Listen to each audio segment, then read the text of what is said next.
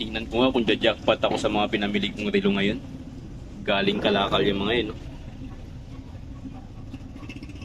Binili ko to ng 300 pesos. Dahil dito, sira eh, sayang. Tag-viewer na original. Kaso nga lang sira. Itiba-tiba tayo dito pag naayos natin to. Pag na-repair natin.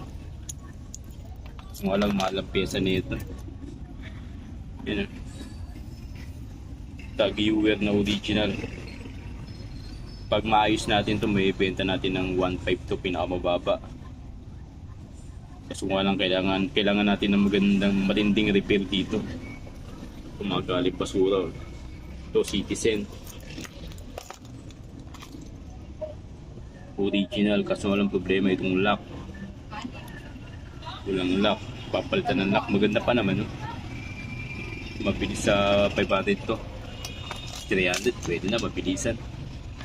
Tapos itong swatch. Chronograph, ang problema, walang susi. Pangit lang dito sa swatch na original, pag nasira, tapo na, disposable. Pero maganda siyang brand.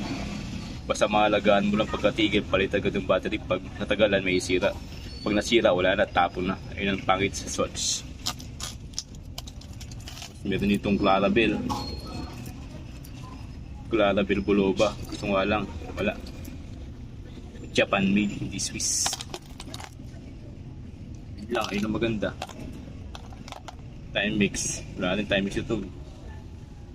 Made in Philippines to, kaso nga lang wala rin. Walang visa. Ito lang. Pag na-repair natin tong tag-viewer, titiba tayo dito. Ayan ang original na tag-viewer. Dapat ganito ang makina niya. Pag hindi ganyan ang makina, peke.